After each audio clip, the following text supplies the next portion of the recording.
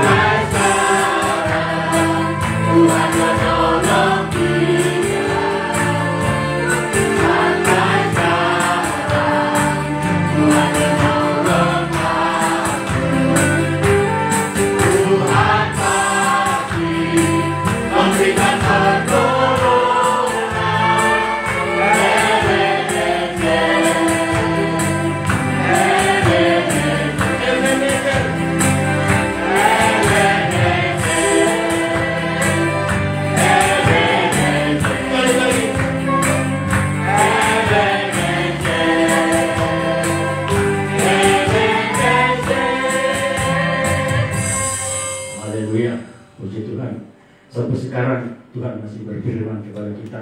Sebabnya bagi hati kita mendengarkan firman Tuhan, sehingga kita bangkit berdiri. Tangkap pujian kita untuk kita sambut firman Tuhan. Dengan sayap-Mu ku akan terbang.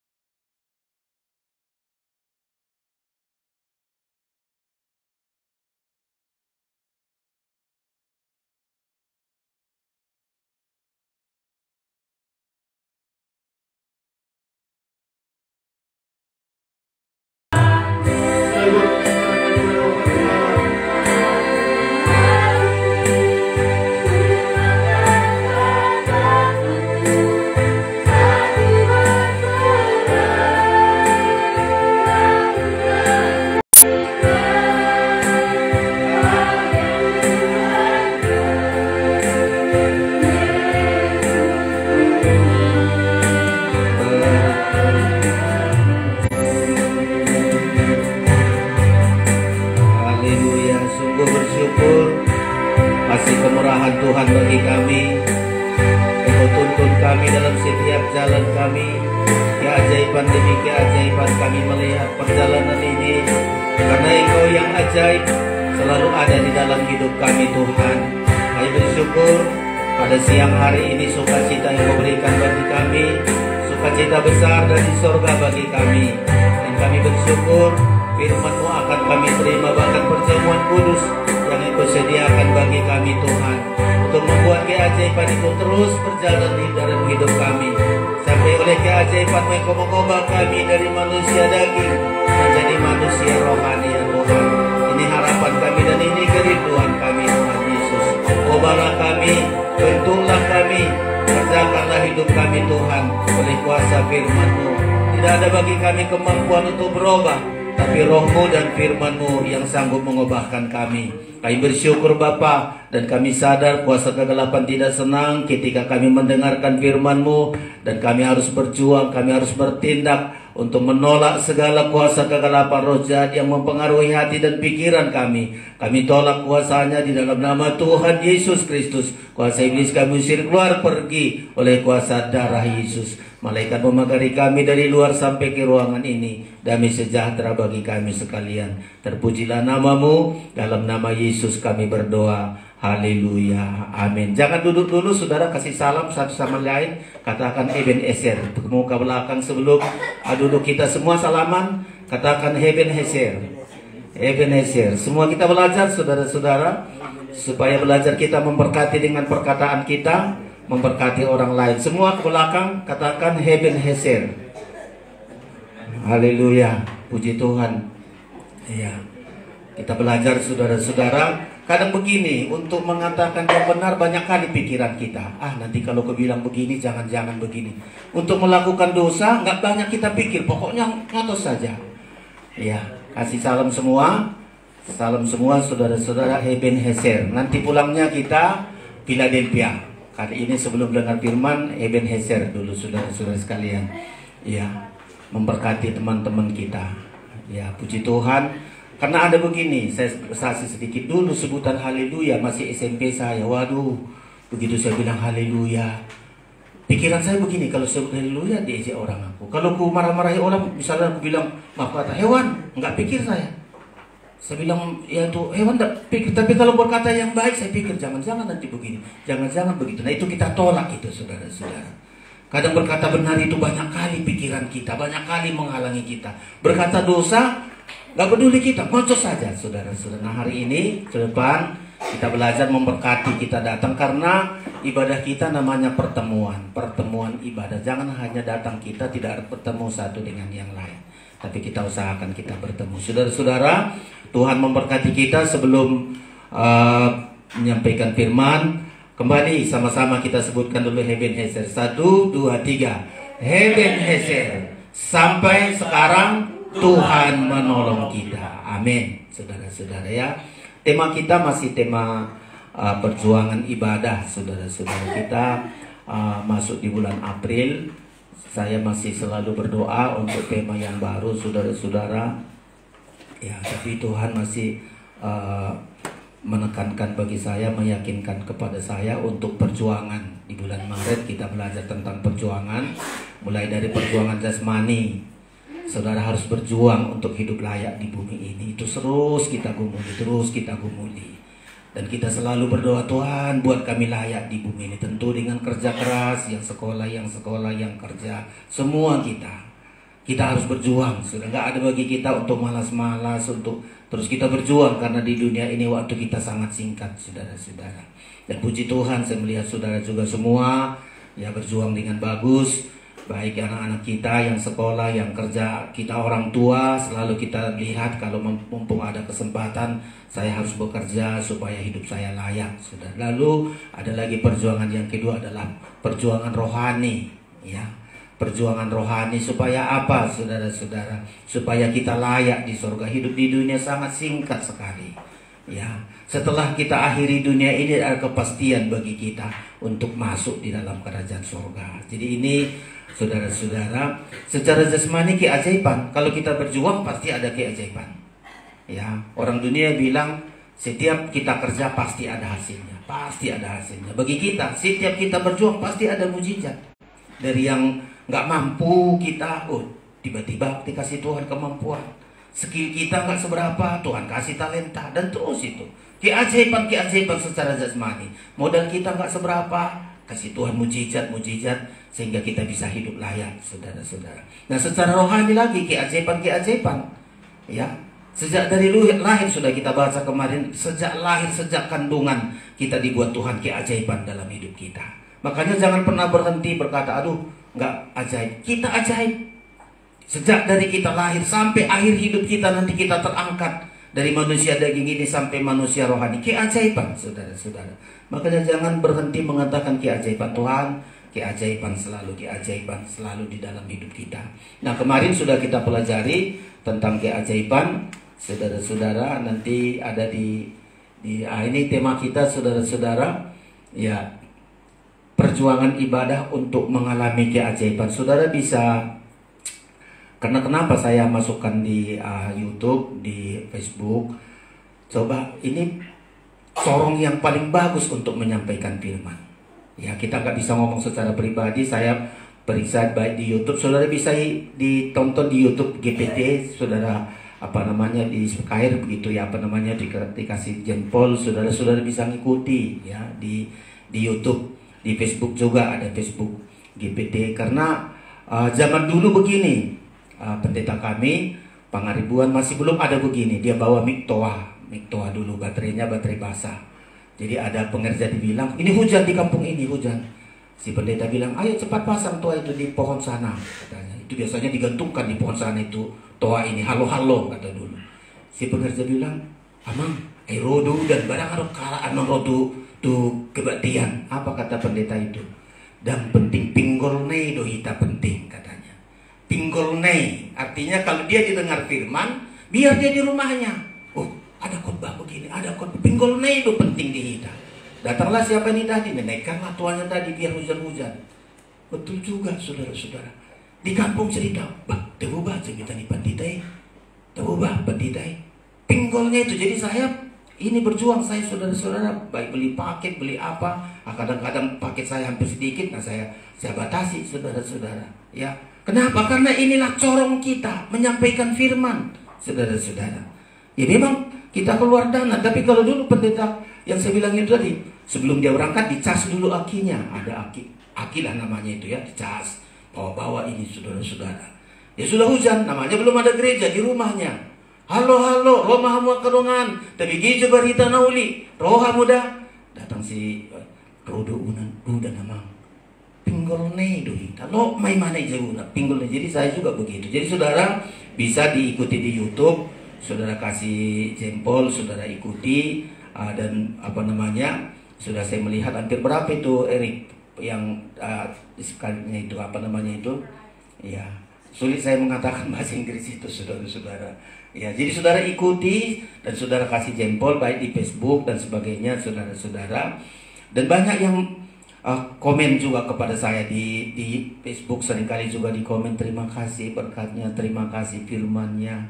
Dan saya sangat sadar kalau kita bisa menjadi berkat bagi mereka, itu sangat luar biasa, saudara-saudara. Jadi ini tema kita, ya, perjuangan ibadah untuk mengalami keajaiban. Ya, kemarin PA perjuangan ibadah sampai melihat keajaiban. Lihat dulu keajaiban, baru kita alami. Ya, kemarin di PA melihat keajaiban. Apa itu keajaiban, saudara-saudara? Keajaiban darah ditaruh di ambang pintu, bisa maut tidak mengganggu, lepas dari maut. Bangsa Israel hanya darah, saudara-saudara, di ambang pintu, keajaiban. Dan orang Mesir yang tidak ada darah, tangisan semua, mati anak sulung manusia dan hewan, tanda darah. Itu keajaiban sangat luar biasa. Dan ini sudah kita pelajari, kematian Kristus, darah Yesus itu aja. Jangan berhenti ngatakan darah. Ada teman kami ini bersaksi KKR ke Surabaya, saudara-saudara, naik bus, ya naik bus, mobilnya terguling, saudara-saudara. Pendeta-pendeta di situ hampir 30 berapa. Pendeta bilang darah Yesus, selamat. Kalau menurut orang lain udah nggak ada selamat, mobilnya udah berguling-guling, saudara-saudara. Ya, Tapi darah Yesus itu sudah sangat luar biasa bisa melindungi. Saya banyak kali juga di perjalanan, ya, darah Yesus saya bilang, sangat berkuasa, ajaib darah Yesus. Mujizat kita lihat, oh darah itu berkuasa. Kebangkitan Kristus juga, keajaiban. Ya, orang-orang bilang kalau sudah mati selesai lah. Rupanya bangkit Yesus, saudara-saudara. Bangkit pada hari ketiga, semua orang heranku. Aku bertemu Yesus di sana, aku bertemu Yesus. Keajaiban itu kita lihat. Ada lagi keajaiban yang kita lihat. Ketiga, Yesus terangkat ke surga. Mana ada di dunia ini nabi siapapun orang terkenal di dunia terangkat ke surga, bangkit dari mati dan terangkat. Yesus kita. Itu keajaiban yang kita lihat. Ya. Dan sekarang keajaiban itu kita alami. Jadi jangan hanya kita lihat, sampai kita alami keajaiban itu, saudara-saudara sekalian. Ya, apa ini yang perlu kita alami keajaiban ini?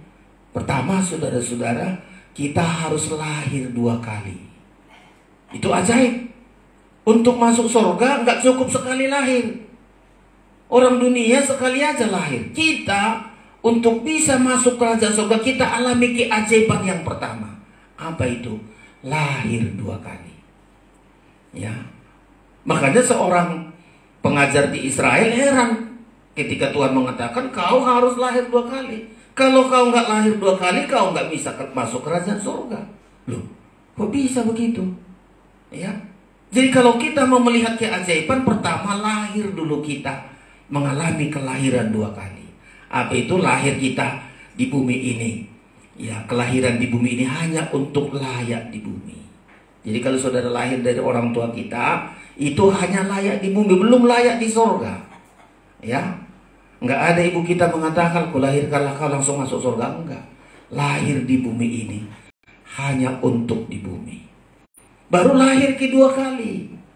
Apa itu? Lahir dilewat baptisan air dan baptisan Roh Kudus.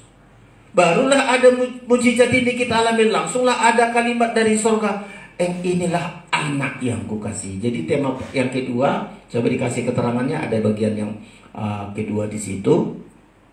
Ya, alami dulu mujizat ini. Ya, keajaiban ini.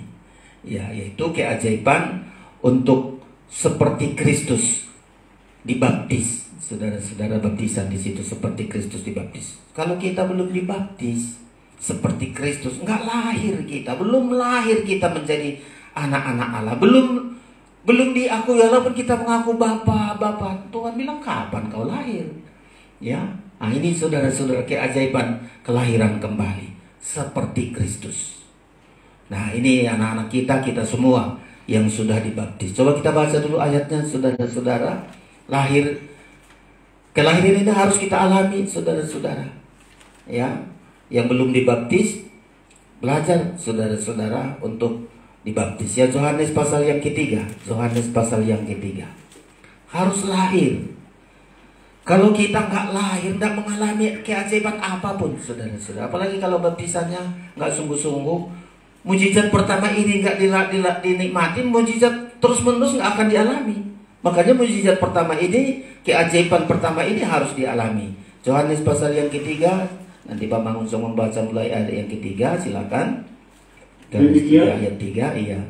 Yohanes 3 ayat 3. Yesus menjawab katanya, aku berkata kepadamu, sesungguhnya jika seorang tidak dilahirkan kembali, dia tidak dapat melihat kerajaan Allah. Harus dilahirkan kembali.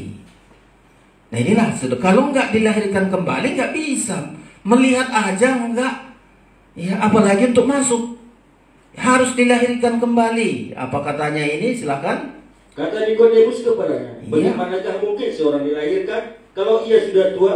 Dapatkah ia masuk kembali ke dalam rahim ibunya dan dilahirkan lagi? Nah, ayat 5. Jawab Yesus, aku berkata kepadamu, sesungguhnya jika seorang tidak dilahirkan dari air dan roh, ia tidak dapat masuk ke dalam kerajaan Allah. Gak bisa masuk, saudara-saudara.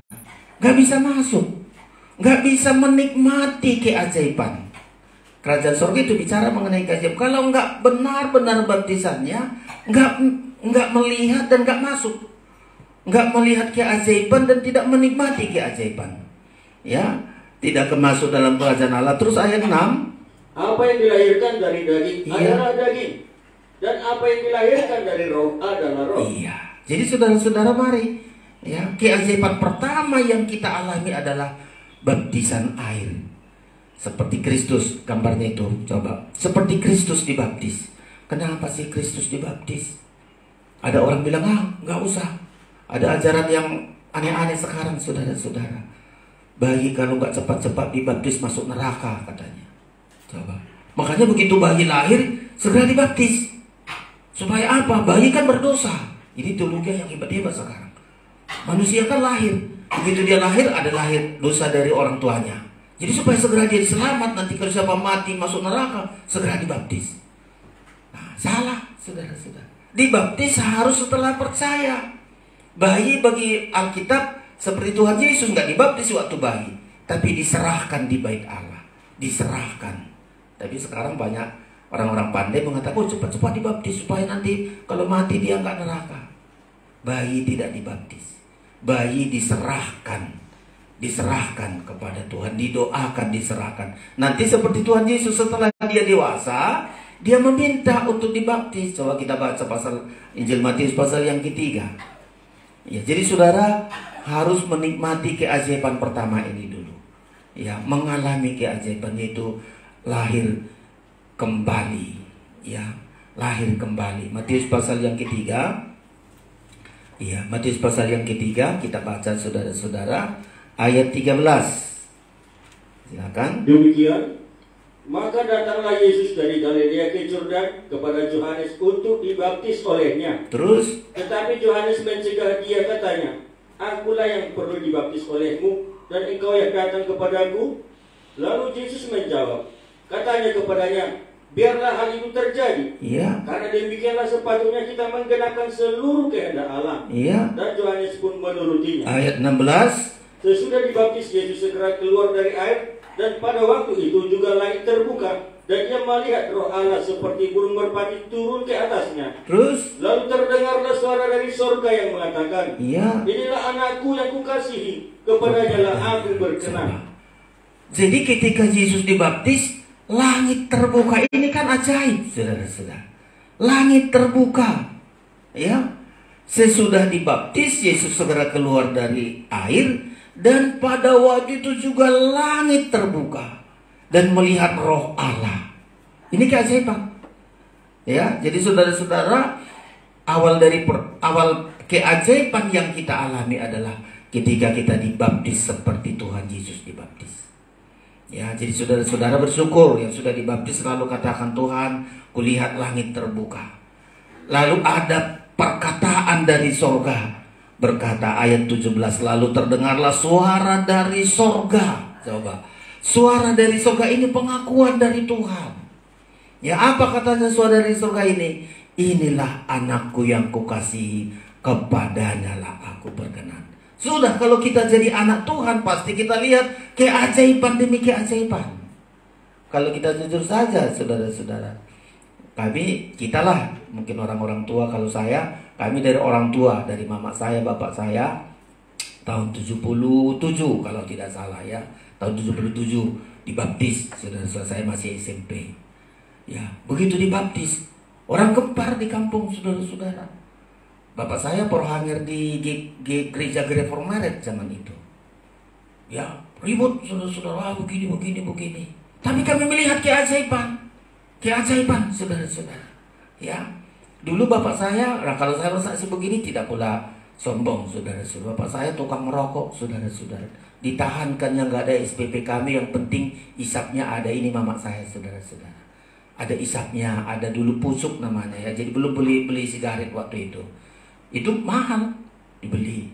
Wah, sangat luar biasa. Tapi ketika dibaptis ada kemampuan dia untuk berhenti, saudara-saudara. Ajaib itu. Bagi kami ajaib. Bapak bisa berhenti. Ajaib. Semestinya dulu beli isapnya ini tadi, beli tembakau ya, tembakau sama tempat menggulungnya itu. Lalu belilah, namanya dulu Indomie. Indomie zaman itu aduh, sulit kali, saudara-saudara. Kami lihat ajaib. Bapak bisa berhenti. Keajaiban. Ya, bahkan tanaman-tanaman kami, di sedikitnya tanaman kami di belakang ada kopi, ada pelihara ayam, tidak pernah berhasil, saudara. Nah, inilah mama saya saksinya. Ya, bisa ajaib. Loh, kopi kita di belakang kok selalu berbuah ya.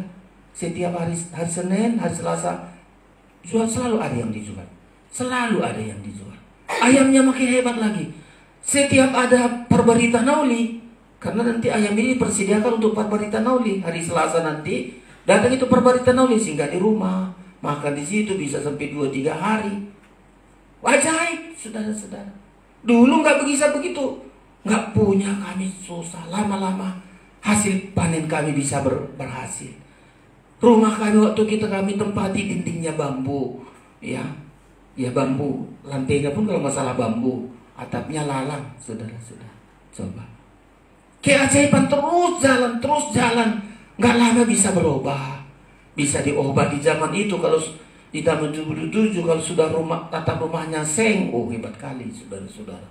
Dari kampung ini, rumah siapa itu? Karena kalau seng kan mengkilap, saudara-saudara. Kalau lalang kan tidak mengkilap. Jadi dari penelitian di tengku, udah diuruk sekalan sada bang, obat atap seng katanya. Isu ini sih sada. Oh jauh sinaga, coba. Itu hebat zaman dulu, saudara-saudara. Makin meningkat terus. Jadi keajaiban ini harus kita alami, anak-anak kita semua. Kalau kalian sudah dibaptis, katakan, Tuhan, ajaib hidupku. Ajaib engkau mengadakan semua kebutuhanku. Yang tadinya nggak mampu jadi bisa mampu. Dan kalian itu aku anak, bukan hanya anak Bapak, tapi anak Tuhan. Coba. Udah ada pernyataan berkata, inilah anakku yang dikasih orang tua kita, kan terbatas memberi kebutuhan kita.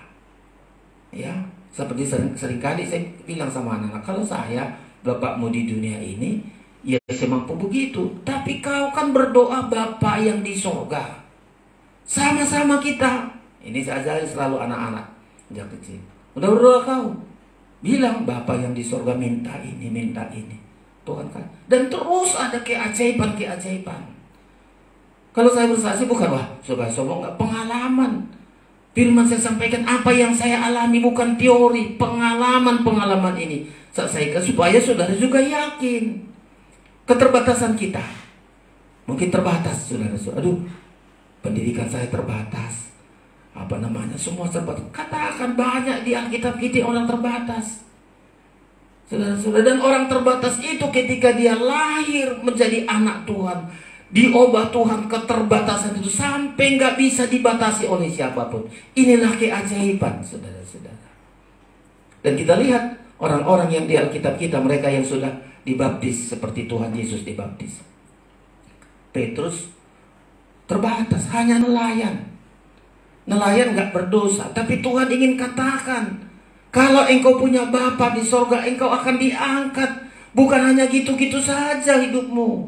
Nelayan, tidak ada pendidikan sekolah, nggak ada ini, nelayan.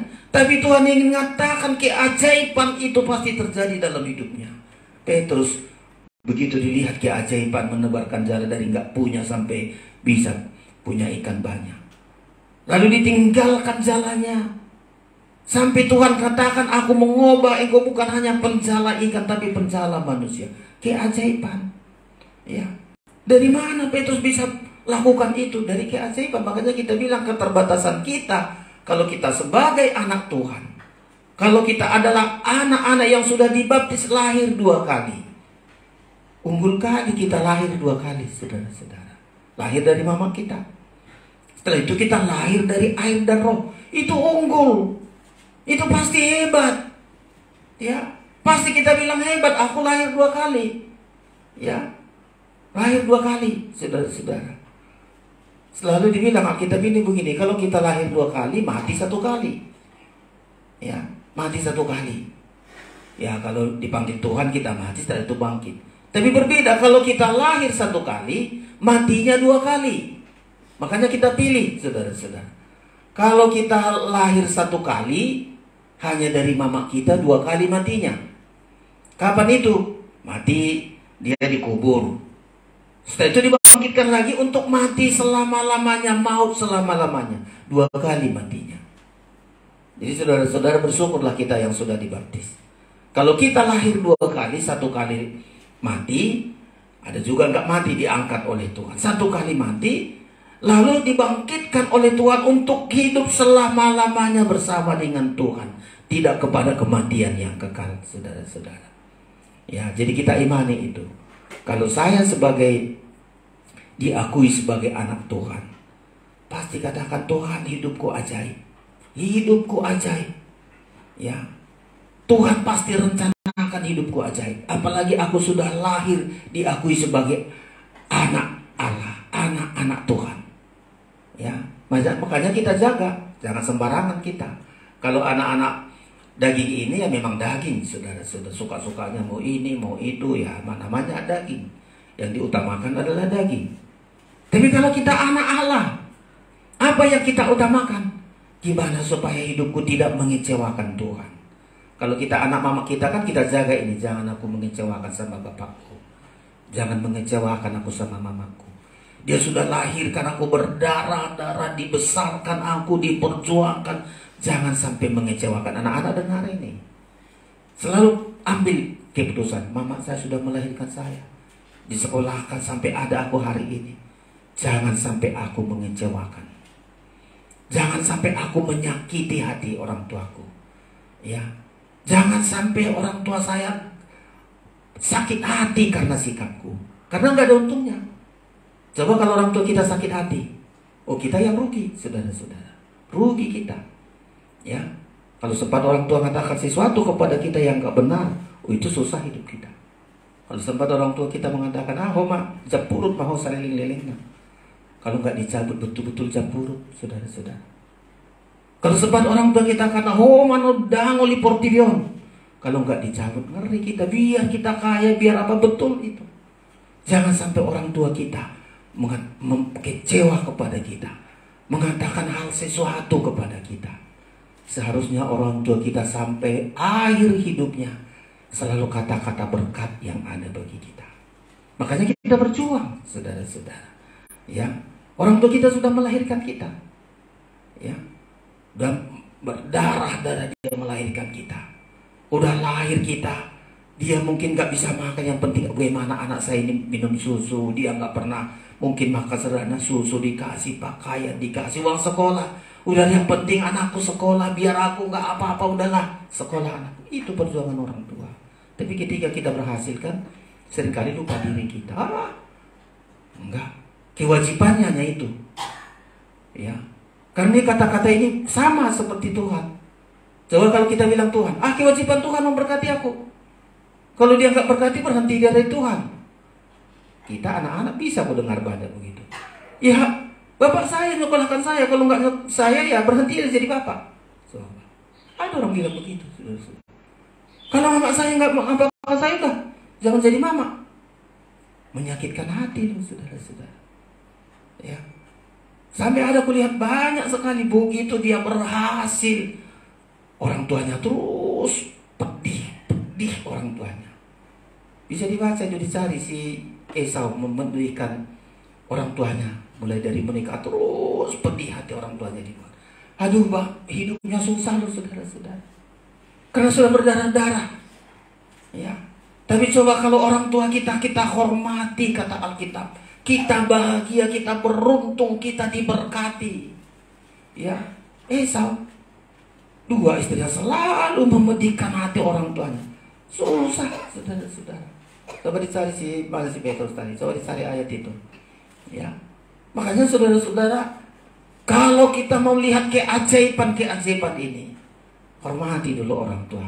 Itu pasti, kata Alkitab. Jangan pedihkan hatinya, jangan menyusahkan hatinya. Sampai sekarang ini ada mama saya, saudara-saudara, ada mertua kami. Ya, bukan saya melakukan yang terbaik, masih belum terbaik, tapi usahakan jangan sampai pedih hatinya. Nggak ada berkatnya sama kita, saudara. Betul, nggak ada berkatnya. Kita lihat Esau di kejadian itu. Ya, Esau ini mengambil istri bukan dari keturunan Abraham, keturunan orang percaya, saudara-saudara. Ya, kedua perempuan ini mati. Kejadian 26. Ya, Kejadian 26. Ya, ayat 34. Kita baca ini, saudara-saudara. Pedih hati. Makanya kita belajar, saudara-saudara. Ini si Petrus ini baru main kami juga. Ya. Si Petrus, jangan memedihkan hati mertuamu. Ya. Jangan, tidak ada berkatnya, saudara-saudara ya. Kejadian 26, 34 kita baca bersama. 1, 2, 3. Ketika Esau telah berumur 40 tahun, ia mengambil Yudit, anak Beeri orang Het, dan Basmat, anak Elon orang Het, menjadi istrinya. Perhatikan, kedua perempuan itu menimbulkan kepedihan hati bagi Ishak dan bagi Ribka. Coba, kepedihan hati, nggak ada berkatnya, saudara-saudara. Ya, nggak ada berkatnya. Makanya berjuang kita, saudara-saudara. Ya, secara jasmani, kalau kita sudah dilahirkan oleh ibu kita layak di bumi ini, hormati, kata Alkitab. Hormatilah ayah dan ibumu. Coba Kolose berapa itu, saudara-saudara? Ya, Efesus juga Kolose, Efesus saja kita lihat, saudara. Karena ini yang patut, supaya kau lihat keajaiban. Ya, hormati. Nanti kita lihat latar belakang orang yang gak menghormati orang tuanya. Makanya kita bilang sama anak, selalu saya bilang juga sama anak, kalau kau gak hormati, kau yang rugi. Ya, saya selalu contohkan kepada anak saya, bukan membanggakan. Jangan sudah bilang, oh asal apa dia orang tuanya. Karena itu satu pengalaman yang saya sebutkan. Jadi gak teori, saya berkhotbah gak teori.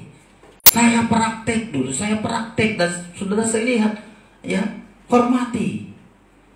Ya, hormati, saudara-saudara. Bisa Efesus 6. Iya, Efesus 6 ya. Silakan Pak Mangun membaca ayat 1 mulai.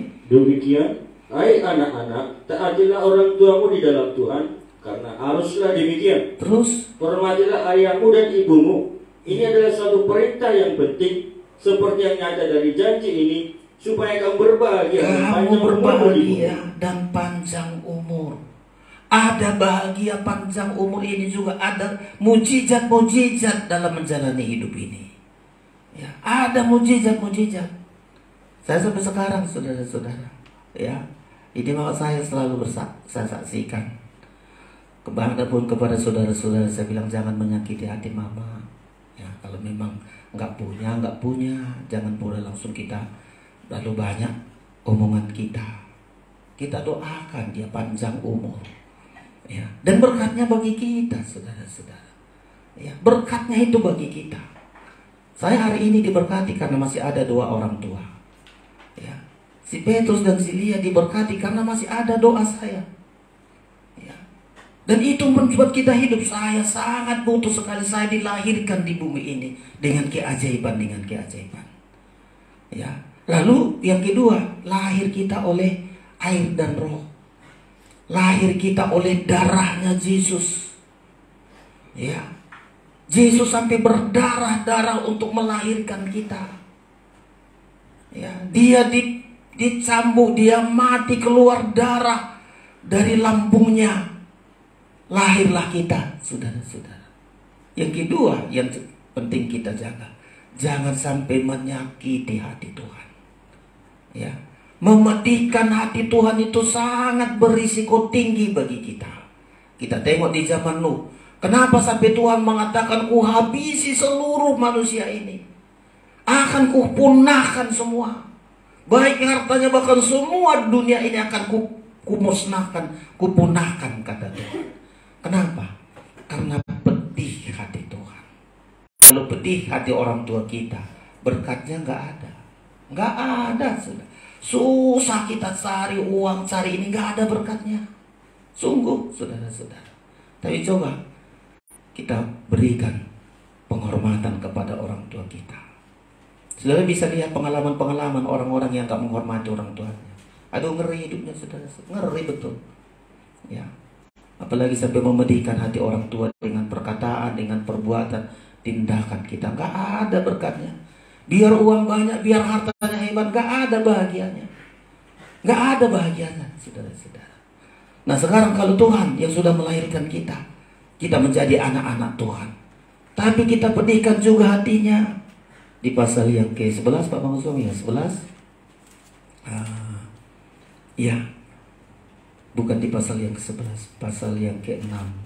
Ya, menyesalah Tuhan Ya, memilukan hatinya Tuhan. Coba pasal yang ke-6 ayat yang ke-5 mulai. Kejadian 6 ayat yang ke-5 dimulai. Iya.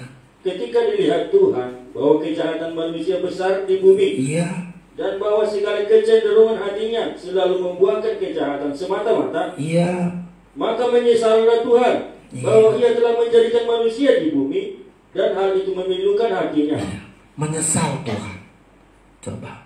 Waktu itu di zaman Nuh itu keberkatan semua saudara-saudara. Menanam, membangun, terus diberkati Tuhan sangat luar biasa. Berkat di zaman Nuh itu sangat luar biasa saudara-saudara. Nah Tuhan lihat, loh, berkat-berkat yang kuberikan ini kok manusia makin jahat. Ya, kawin sesukanya saja. Pesta terus berpesta pora itu karena di zaman itu diberkati Tuhan. Zaman Nuh sangat luar biasa. Zaman Nuh, saudara-saudara. Coba.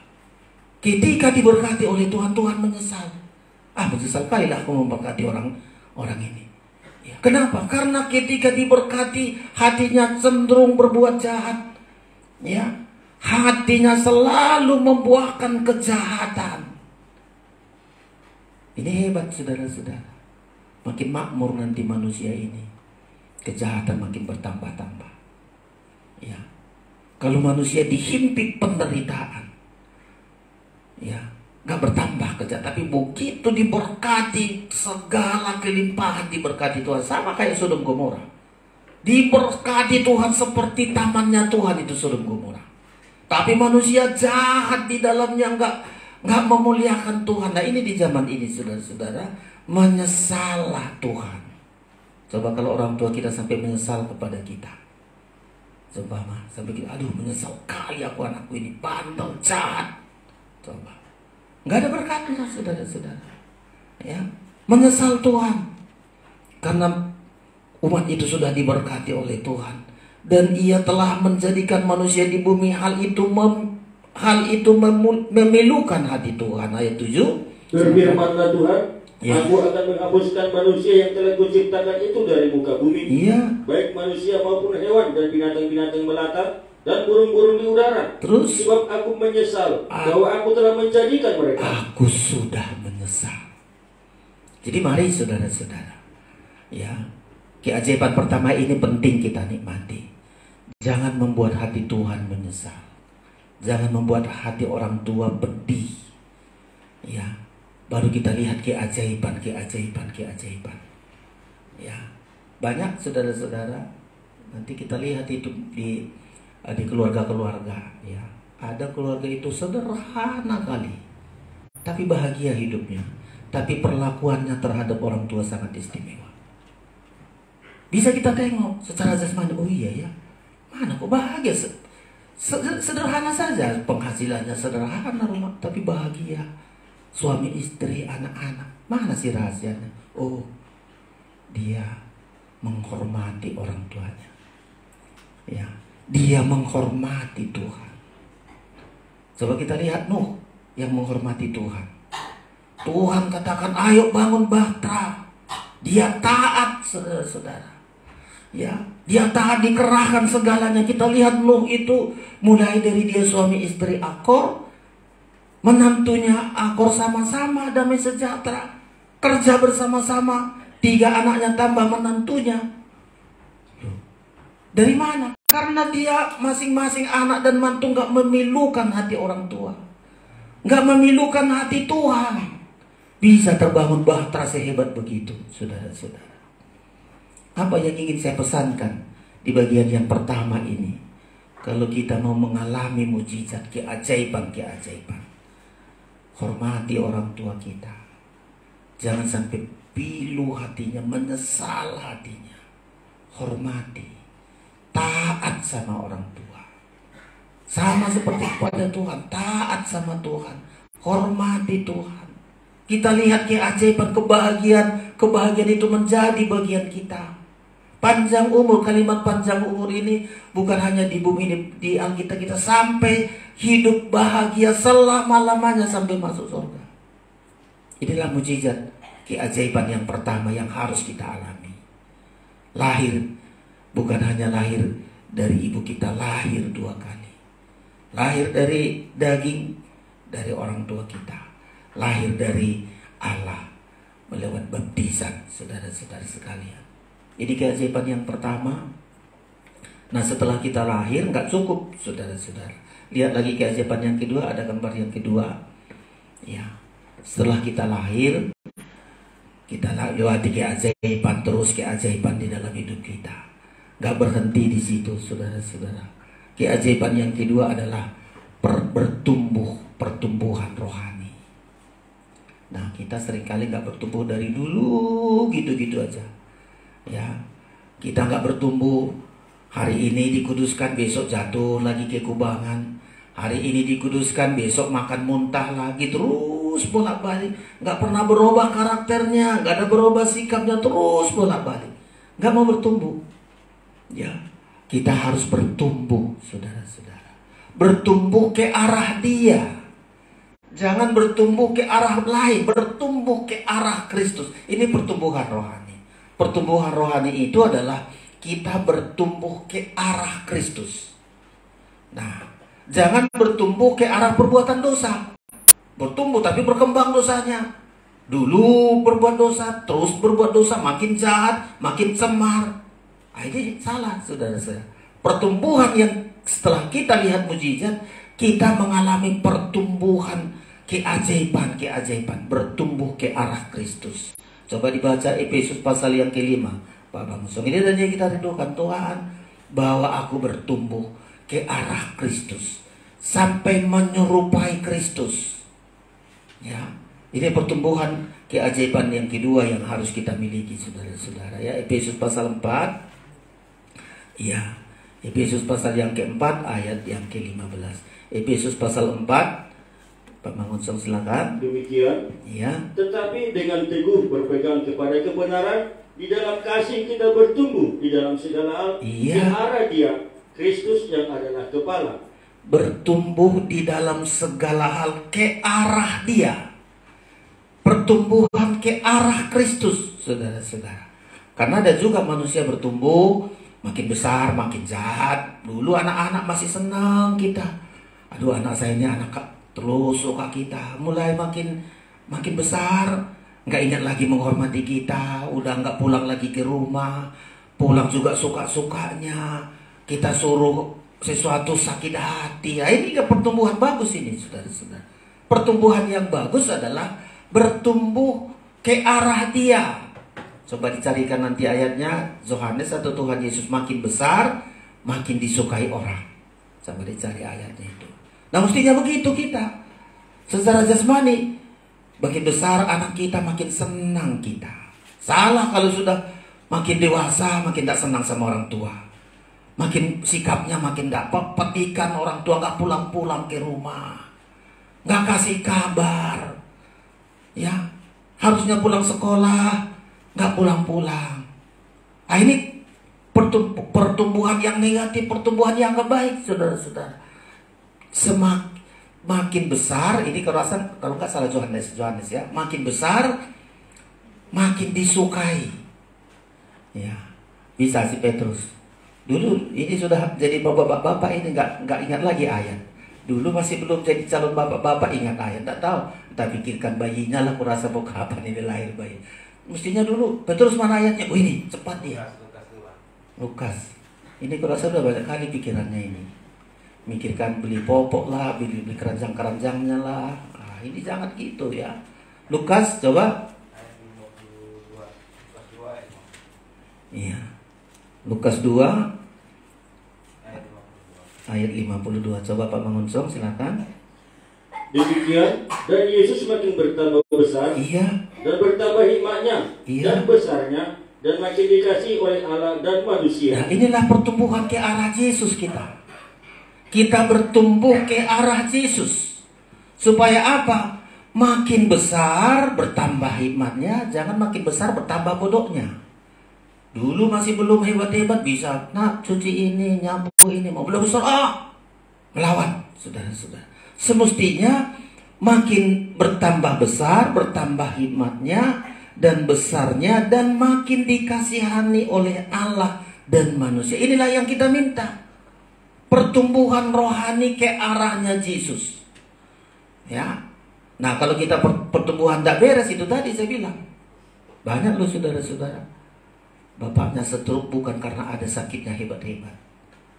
Stroke bapaknya, kenapa tiba-tiba mereng mulutnya? Oh, dengarkan anaknya. Oh, anak saya sudah begini. Gak lama kemudian meninggal. Memang gak diracuni anaknya, tapi anaknya ini sudah menjadi meracuni ayahnya, sampai bisa stroke lalu mati. Bahaya loh, dituntut Tuhan itu, saudara-saudara. Ya, pertumbuhan anak-anak yang gak beres. Ya, seharusnya kalau kita sudah dibaptis, lahir menjadi anak-anak Allah, kita bertumbuh ke arah Kristus, makin besar, bertambah hikmatnya, makin dikasihani oleh Allah dan manusia. Ini pertumbuhan yang kita minta, saudara-saudara. Makanya Tuhan Yesus di gambar itu sampaikan pengajaran.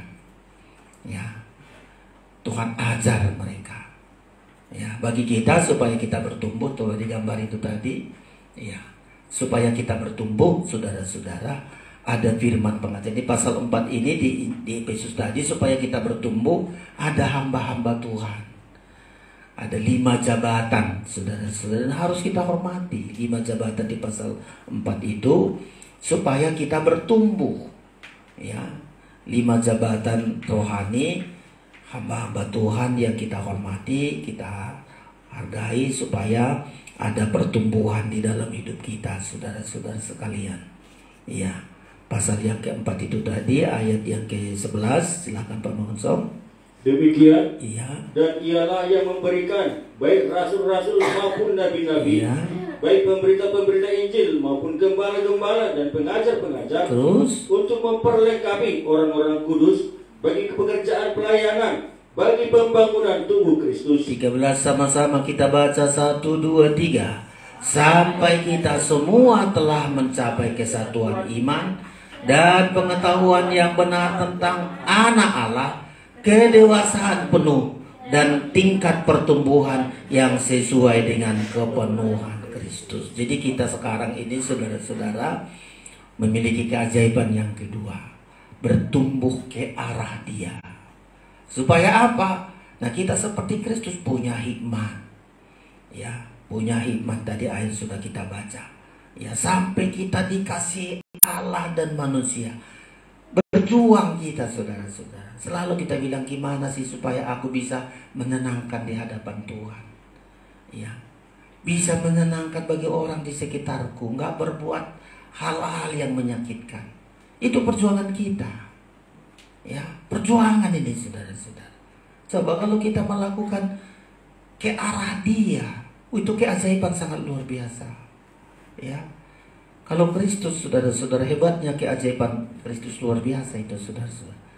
Ya, selalu hal-hal yang menderita, mulai dari lahirnya sampai matinya menderita. Coba, lahir di tempat paling hina, udah dewasa selalu dibilang nggak terpelajar lah, anak tukang kayu lah, anak orang desa lah, saudara-saudara. Coba, ya, diberikan mujizat selalu salah. Kenapa kau buat mujizat begini? Kau bukan ini. Ya, selalu berbuat baik dan selalu salah. Coba, inilah Yesus, saudara-saudara. Selalu mau dilempari batu. Ya, itulah Yesus. Nggak ada yang dibilang, oh Yesus selalu begitu, saudara-saudara. Yang salah selalu, yang salah selalu. Ya, tapi itulah mujizat-mujizat. Saya seringkali berkata, kenapa sih pagi-pagi buta Yesus berdoa, malam-malam berdoa? Apa yang didoakan? Ampuni Tuhan, ampuni Tuhan. Aku datang ke dunia ini untuk menjadi berkat. Dan itu terus pagi-pagi sepanjang hari ini, Tuhan. Banyak hal-hal yang gak seperti yang kau inginkan. Banyak hal-hal yang memedihkan, tapi tolong. Malam lagi dia berdoa. Supaya apa? Selalu dikasihi Allah dan dikasihi manusia. Itu perjuangan yang sangat luar biasa. Ya, Tuhan ingin melakukan sesuatu selalu salah. Coba kita lihat di Alkitab kita, sangat luar biasa. Ya, di kolam Bethesda ada orang sudah sekian tahun nggak bisa sembuh-sembuh, saudara-saudara. Nggak ada orang tuanya, nggak ada famili membawa dia ke kolam itu. Lalu Tuhan bilang, kenapa kau sembuh? Iya, nggak ada familiku. Bangkitlah, bangkit. Oh, ngamuk orang, saudara-saudara. Kenapa kau sembuhkan dia? Kenapa begini-begini? perbuatan baik sama kita. Kadang perbuatan baik yang kita perbuat negatif tanggapan orang. Kata-kata baik kita sebut, negatif tanggapan orang. Dan itulah saudara-saudara sekalian. Ya, itulah saudara-saudara. Dan paling yang rentan untuk menyakiti Yesus mulai dari imam-imam, ahli Taurat, bahkan murid-muridnya. Ada pepatah begini, dan ini penting juga. Tidak dikenal, maka apa bahasanya? Tidak kenal maka tidak sayang. Tidak kenal maka nggak benci. Iya kan? Karena kita benci. Nggak tiba-tiba aku benci sama Presiden Amerika. Siapa sekarang Presiden Amerika? Benci kali aku sama dia. Nggak kita kenal. Nggak mungkin kita benci. Ya. Rentan sekali dua ini. Kita sayang atau kita benci. Ya, bibit-bibit sayang itu di dekat kita. Dan bibit-bibit kebencian itu juga paling dekat dengan kita. Nggak bisa tiba-tiba aku benci istri orang. Kita yang sekali di rumah kita, kalau nggak ada kasih dari Kristus, gampang kali kita benci sama suami, sama istri. Nggak cakapan, ya, muka mutung. Bisa, saudara-saudara. Karena dua, ya. Karena yang kita kenal inilah harapan bagi kita kalau di dalam Tuhan kita sayangi. Tapi ada lagi resiko yang kedua, kalau nggak kita sayangi yang paling dekat inilah kita benci. Banyak kakak beradik bunuh-bunuhan. Ya. Kakak beradik loh saudara-saudara. Kenapa yang dekat itu? Ya. Yang membawa Tuhan Yesus sampai ke salib bukan orang jauh. Siapa saudara-saudara yang mencium Yesus? Judas, paling dekat dengan Tuhan. Hanya karena ditegur Tuhan. Ya, apa ditegur Tuhan tentang si Judas Iskariot? Hanya dikit aja. Langsung sakit hati. Akan kuserahkan dia kepada imam-imam. Ku cari kesempatan untuk mencoba. Padahal Tuhan selalu yang dekat ini mau dikasih, mau disayangi, terus mau Tuhan bawa, Tuhan pakai. Tapi ada pihak yang lain yang paling dekat ini yang mau membenci. Coba dicari mulai kapan itu saudara-saudara. Ya, satu saat ada seorang wanita mempersembahkan minyak narwastu di kaki Tuhan Yesus. Iya kan? Ya. Disembahkan. Lalu dia bilang, sayang kali lah pemborosan ini. Kalau dijual ini minyak narwastu ini, coba dicari ayatnya mana sih betul tadi di Yohanes pada Lukas. Kalau dijual ini seharga sekian diberikan sama orang miskin, kan lebih bagus ini dicurahkan minyak. Wah, kan dia komentari saudara-saudara. Apa kata Tuhan Yesus? Dikit aja kata Tuhan Yesus. Orang miskin selalu ada padamu, tapi dia ini berkorban untuk persiapan kematianku. Dibaca di belakang itu. Mulai dari situ Judas Iskariot benci terhadap Tuhan Yesus. Ya. Mulai benci dan mulai saat itu dia terus ingin ambil kapan Yesus itu mau diserahkan, kapan perlu aku menyerahkan dia sambil aku mendapat untung. Ya, saudara-saudara, makanya saya bilang, umumnya orang bilang tidak kenal maka tidak sayang, tidak kenal maka tak benci. Ya, bisa loh saudara-saudara dua ini. Kalau kita nggak sayang, ingat, kebencian itu mulai masuk di rumah tangga kita. Sampai ada orang suami istri sudah mau mati pun pisah rumah, pisah kamar. Bisa loh saudara-saudara. Ya, kebencian. Bahkan saudara tengok sekarang ini. Wah, saya kalau lihat berita-berita ada suaminya diracun. Maka tadi si Polga dipotong kemaluannya suaminya, saudara-saudara. Coba ngeri kali ini. Ya. Diracun dan seterusnya banyak kali. Yang dekat. Paling dekat kita ini kalau nggak kita sayangi, ada potensi besar untuk saling membenci, saling. Dan memang iblis pakai yang paling dekat. Bisa dibaca ayat tadi di Matius 26. Makanya saudara-saudara, kita berada di hari-hari ini, mau kita bertumbuh ke arah Kristus, bisa berusaha untuk dikasih Allah dan dikasihi manusia. Ini pertumbuhan ke arah Kristus, saudara-saudara. Coba Pak mengusung baca ayat itu. Ayat berapa tadi?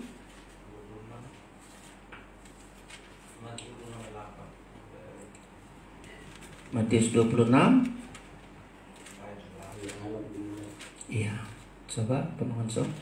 Demikian Matius 26 ayat 6 dimulai. Iya. Ketika Yesus berada di Betania di rumah Simon si Kusta, datanglah seorang perempuan kepadanya membawa sebuah puli-puli pualam berisi minyak wangi yang mahal. Iya. Minyak itu dicurahkannya ke atas kepala Yesus yang sedang duduk makan. Iya, terus? Melihat itu murid-murid gusar dan berkata, untuk apa pemborosan ini? Terus?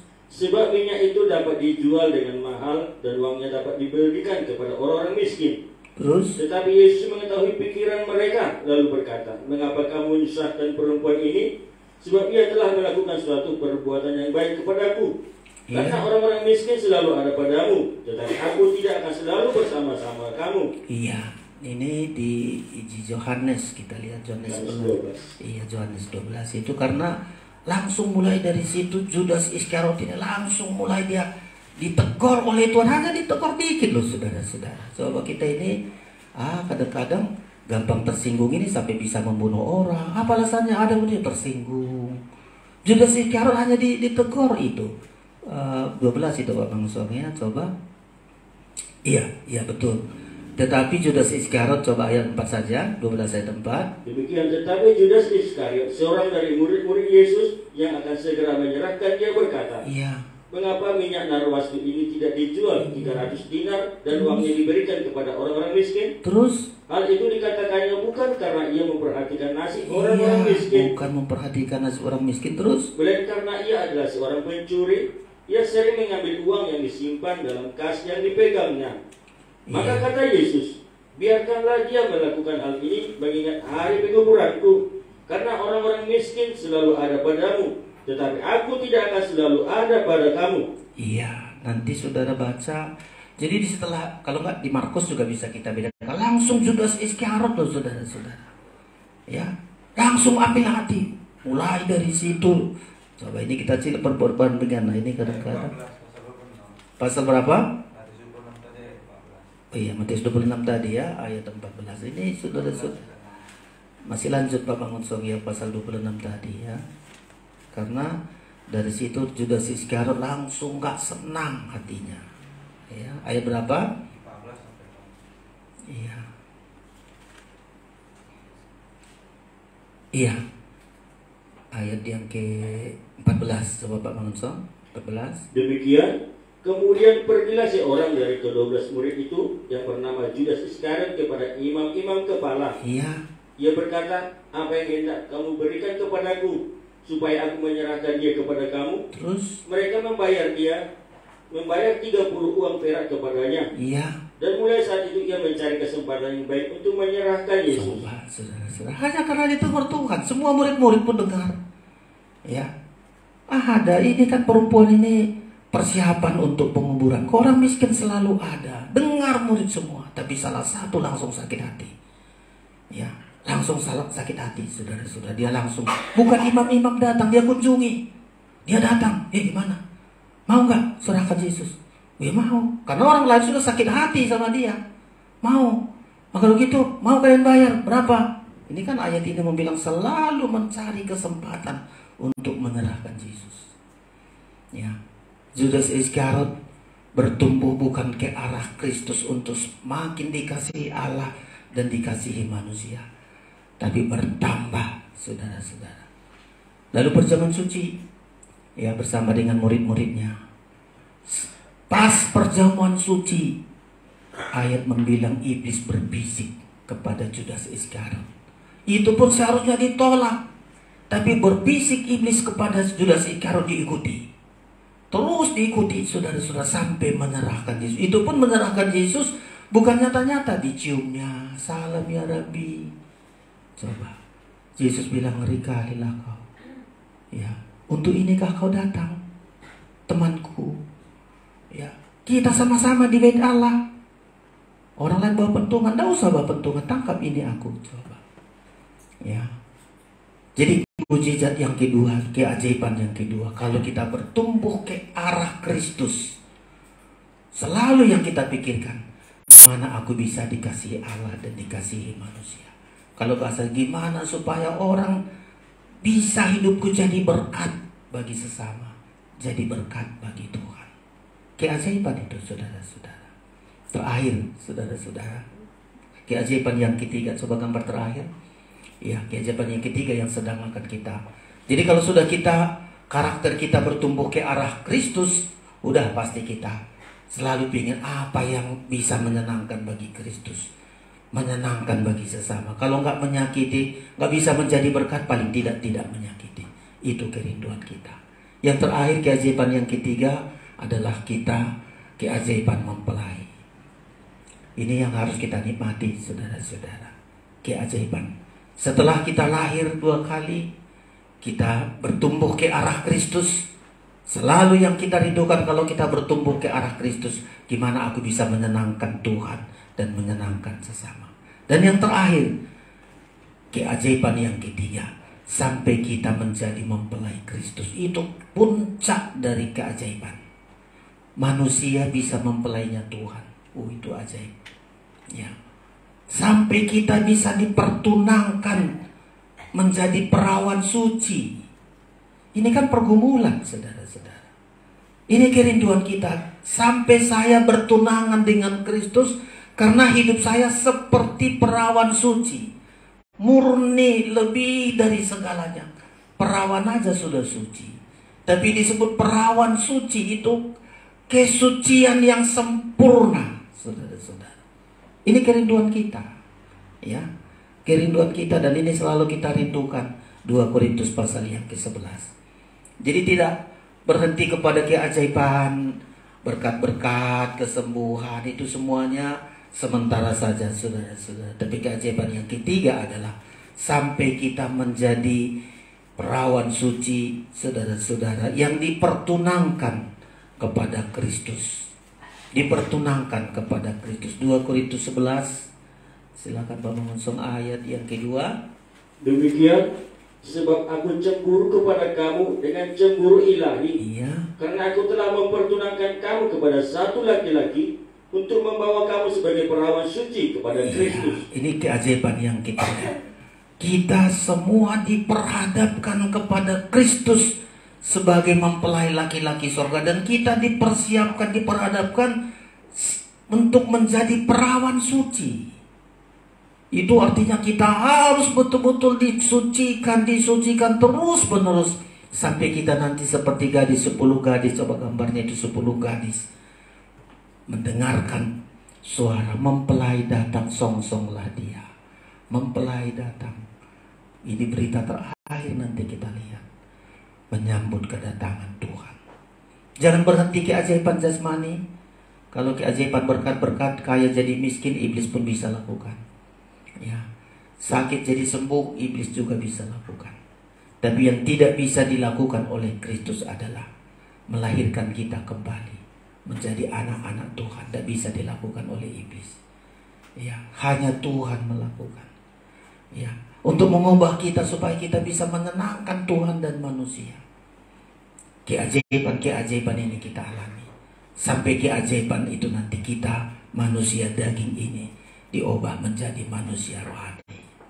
Ya, Tuhan memberkati kita, saudara-saudara. Ya. Untuk belajar kita tidak hanya kepada berkat jasmani ini sasaran kita, tapi berkat rohani yang paling utama. Pemain musik datang ke depan. Kita akan menerima tubuh dan darah Kristus. Sebagai pemberitahuan, Jumat nanti tidak malam kita kebaktian, tapi Paskah Jumat Agung kita kebaktian jam 10.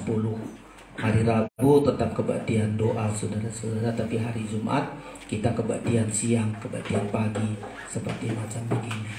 Ya, kita naikkan pujian kita. Ya, Nun di Bukit. Kita naikkan pujian ini sementara kita persiapkan diri kita untuk menerima tubuh dan darah Kristus. Nun di bukit yang jauh tampak kayu salib, lambang kutuk, nista dan celah. Salib itu tempat Tuhan Maha Kudus menebus umat manusia. Bangkit berdiri, kita menerima tubuh dan darah Kristus. Haleluya.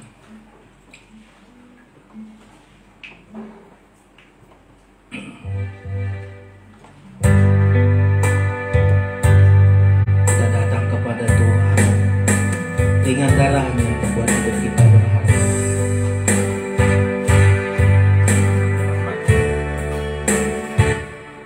Non di bukit yang tanpa kayu salib, lambang untuk di keadaan jelas. Salib itu tempat Tuhan, salib itu tempat Tuhan Maha Kudus menebus umat manusia.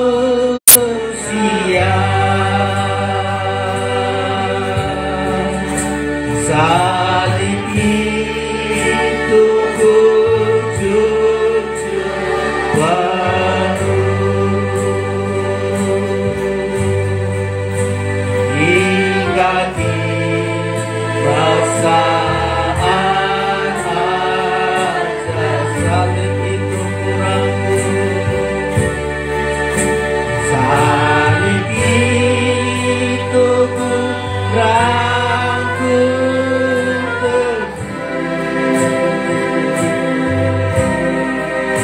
dan mahkota kelam hidup. Salib itu wujud baru, salib itu wujud baru. Amin. Terima kasih Tuhan. Hingga tiba saat aja, salib itu kurangku, salib itu kurangku teguh,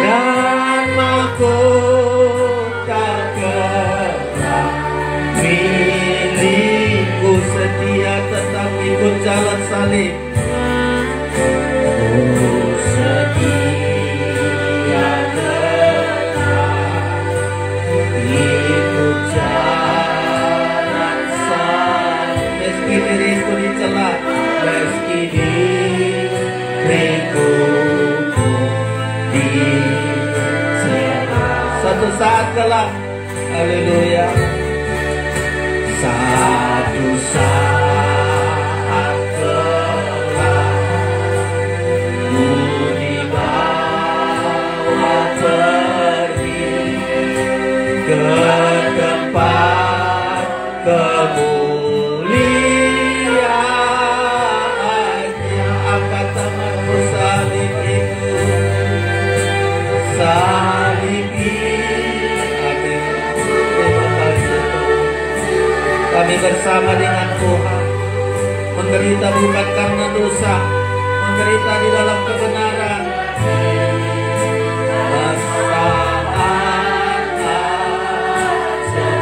Salib itu kurangku teguh, salib itu kurangku teguh, dan mahkota kelam. Sekali lagi, salib itu, haleluya, salib itu. Engkau mati Tuhan, bukan untuk orang benar, untuk kami yang berdosa Engkau mati. Kami bersyukur tidak ada kami benar dari diri sendiri, tapi oleh darah Yesus kami bisa ada Tuhan. Salib itu kurangku teguh, dan mahkota kelam milikku. Terima kasih Tuhan, Engkau sudah mati bagi kami, Sungguh kami bersyukur hidup kami ini oleh darah-Mu. Keajaiban demi keajaiban menjadi bagian kami. Kepada kamilah firman-Mu, kepada hamba-Mu lah firman-Mu ini Tuhan. Hamba ini benar-benar menjadi miliknya Tuhan. Keajaiban demi keajaiban Engkau lakukan bagi kami. Bahkan sidang jemaat-Mu yang percaya, sidang jemaat-Mu yakin Tuhan, keajaiban ini menjadi bagian kami. Kami tidak jadi penonton dengan keajaiban ini, tapi menjadi bagian kami. Kami benar-benar sudah menjadi miliknya Allah, lahir 2 kali. Sampai kami terus berkembang ke arah Kristus. Kerinduan kami selalu menyenangkan Tuhan dan menyenangkan sesama kami. Untuk satu saat kami dipertunangkan kepada Kristus menjadi mempelai pria sorga. Tersedia tubuh dan darah-Mu, layakkan kami Tuhan. Ampuni kami, perjamuan kudus tidak kebiasaan. Perjamuan kudus ini karena kami sadar atas dosa kami, sehingga perjamuan kudus bukan membawa penghukuman, tapi perjamuan kudus ini menjadi berkat bagi kami. Kami sambut dengan iman percaya kami dalam nama Yesus. Haleluya. Amin. Kita terima perjamuan kudus dengan iman percaya dari atas. Nun di bukit yang jauh tampak kayu salib. Nun di bukit yang jauh tampak kayu salib. Lambangku tulis keadaan jelas. Salib itu tempat Tuhan. Itu tempat Tuhan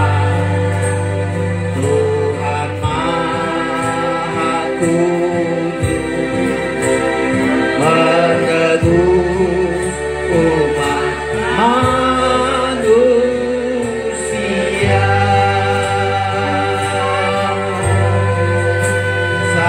Salib itu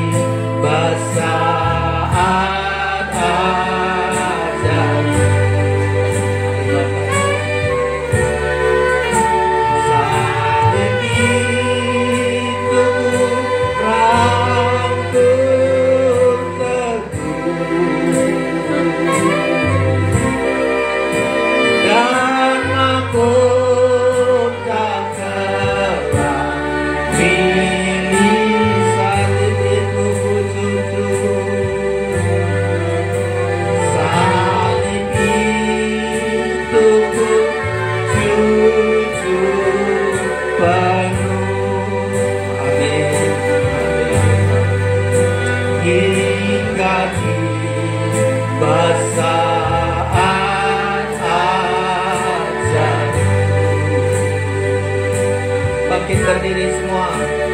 Salib itu rangkul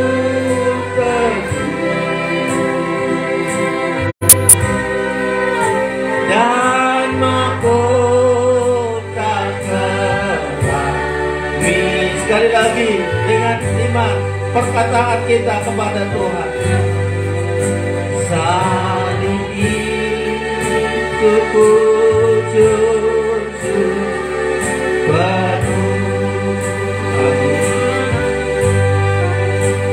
hingga tiba saat ajalmu. Salib itu kurangku dan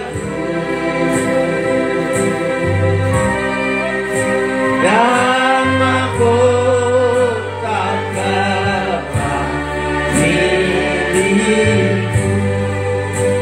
Mari kita berdoa.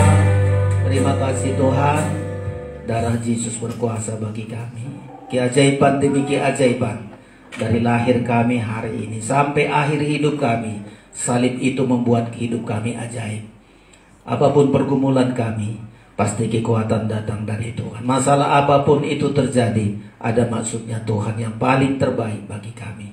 Kami bersyukur, obah roti ini sungguh-sungguh menjadi tubuh-Mu anggur ini sungguh-sungguh menjadi darah-Mu. Saudara, angkat tinggi-tinggi tubuh Kristus, dengarkan firman Allah. Sebab apa yang telah kuteruskan kepadamu telah aku terima dari Tuhan, yaitu bahwa Tuhan Yesus pada malam waktu ia diserahkan mengambil roti, dan sesudah itu ia mengucap syukur atasnya.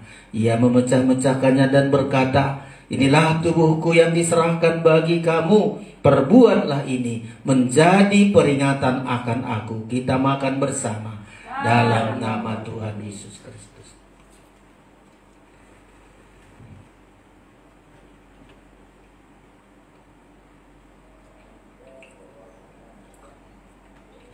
Angkat darah Kristus. Darah Kristus lebih dari obat. Darah Kristus memberikan kuasa kebangkitan bagi kita. Imani apapun pergumulan saudara, percaya kita darah Kristus mengadakan keajaiban bagi kita. Dengarkan firman Allah. Demikian juga ia mengambil cawan sesudah makan lalu berkata, cawan ini adalah perjanjian baru yang dimateraikan oleh darahku. Perbuatlah ini setiap kali kamu meminumnya menjadi peringatan akan aku. Sebab setiap kali kamu makan roti ini dan minum cawan ini, kamu memberitakan kematian Tuhan sampai ia datang. Kita minum bersama dalam nama Tuhan Yesus Kristus. Salib itu kujunjung penuh, kita angkat tangan kita di hadapan Tuhan. Salib itu kujunjung penuh hingga tiba saat ajalku. Salib itu ku rangkul teguh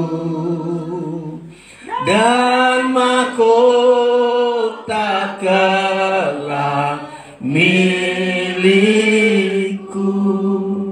Haleluya. Terima kasih Tuhan. Sungguh menjadi bagian kami keajaiban demi keajaiban. Sebagaimana firman-Mu siang hari ini. Keajaiban kelahiran kami, perjalanan hidup kami sampai akhir hidup kami.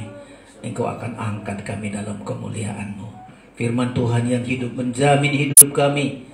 Firman yang hidup yang selalu membuat kami hidup dan terus hidup untuk mengasihi Tuhan dan mengasihi sesama. Kepada kamilah firman-Mu, segala sakit penyakit kami Engkau sudah memikul segala kelemahan dan sakit penyakit kami. Kalau masih ada sakit penyakit itu yang mengganggu kami patahkan kuasanya itu dalam nama Tuhan Yesus Kristus. Darah Yesus, bilur-bilur Yesus sudah menyembuhkan kami. Engkau mengubahkan kami, memudahkan segala sesuatu oleh kuasa mujizat-mujizat. Kami berubah dan terus mengalami keobahan demi keobahan. Terima kasih, berkati kami semua untuk kemuliaan nama-Mu Tuhan. Sebelum kami akhiri ibadah kami berikan persembahan kami dengan sukacita. Dalam nama Yesus kami berdoa. Haleluya. Amin. Silakan duduk Bapak Ibu Saudara-saudara sekalian. Sebelum kita memberikan persembahan kita, saya ulangi lagi ibadah kita hari Rabu kebaktian doa sebagaimana biasa. Dan hari Jumat tidak malam kita, tapi kebaktian Jumat Agung, saudara-saudara. Di ibadah kita siang, kami harapkan kehadiran kita semua. Selalu kita doakan supaya kita bisa datang kepada Tuhan dengan sukacita. Terima kasih buat persembahan khusus yang saudara berikan di bulan Maret ini. Tuhan memberkati kita. Ini persembahan khusus yang kita kumpulkan di bulan Maret dari keluarga Petrus Sinaga Buru Pardede 100.000, dari keluarga Esmanulang Buru Tinambunan 110.000, dari Avia Natalia Sinaga 100.000, dari keluarga di Tinambunan 100.000, dari keluarga Gembala 200.000, dari keluarga Bipurba 100.000, dari keluarga Bapak Imel Nebaho 100.000. Jumlah semua 810.000. Kiranya Tuhan memberkati kita saudara-saudara sekalian. Demikian juga selalu mohon dukungan doa saudara-saudara Paskah yang di Sibolga kiranya berjalan dengan baik. Kiranya Tuhan memberkati. Kita akan naikkan pujian kita berikan persembahan kita di hadapan Tuhan. Ebenezer, kita naikkan pujian ini dengan sukacita, kita berikan persembahan kita. Ebenezer.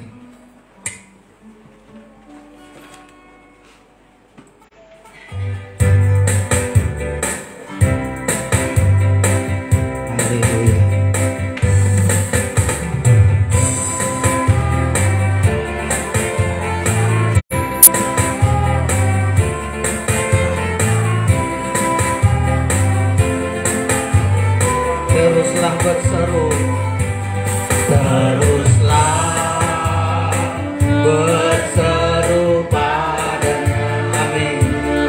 Ya anak domba mempelai pria surga, batu penolong yang berkemenangan. Haleluya,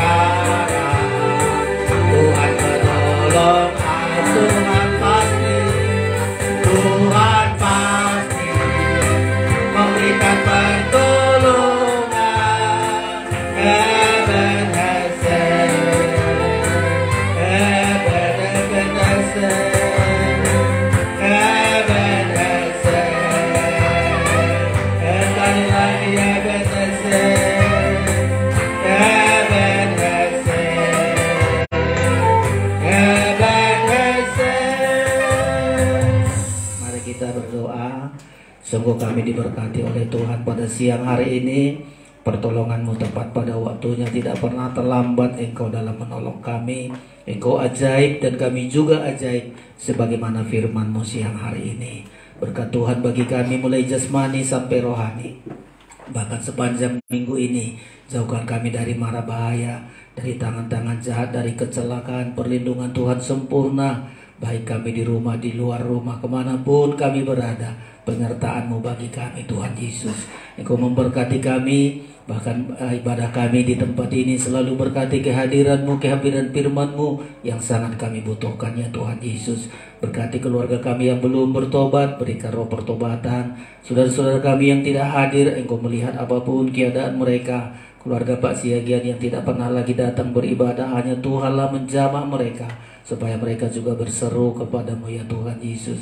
Banyak hal yang kami hadapi, tapi bukan kami sendiri menghadapinya. Tuhanlah membuka jalan dan Tuhan menolong kami. Anak-anak kami berkati di bangku sekolah mereka, jika bekerja berkati pekerjaan mereka, keluarga mereka semua menjadi berkat yang menyenangkan Tuhan. Terima kasih Tuhan Yesus. Berkati setiap tangan-tangan berkorban, kolektif persembahan khusus persepuluhan kami berikan karena firman-Mu, karena kami belajar untuk melakukan segala firman-Mu.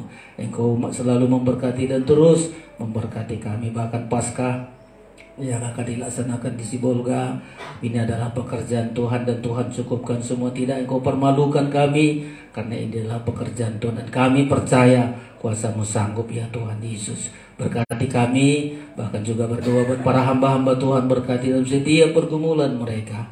Engkau juga menolong gereja kami, berkati pengurus pusat sampai ke daerah, berkati semua. Negara ini berikan negara damai sejahtera ya Tuhan. Di dalamnya kami boleh memuliakan Engkau. Tetangga-tetangga kami ini dengan kehadiran ibadah kami ini, mereka juga diberkati oleh Tuhan.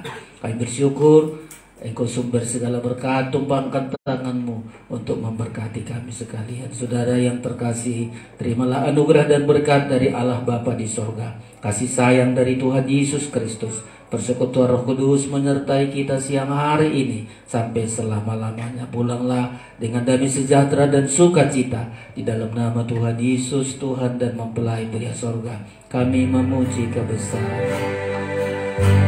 Kami memuji kebesaran.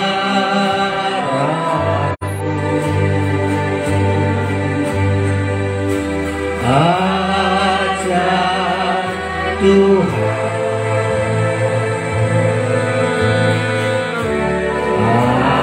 ajaib Tuhan. Ulurkan tanganmu, kami memuji, kami memuji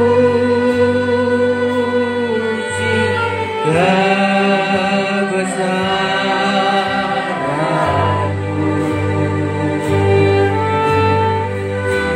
Ajar Tuhan,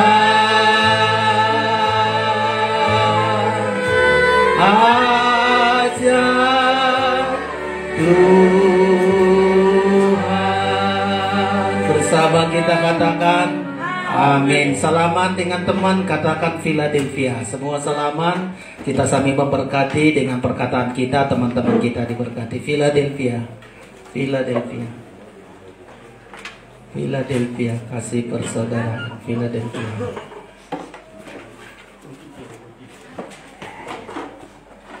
Oke, salaman semua. Tuhan memberkati kita semua.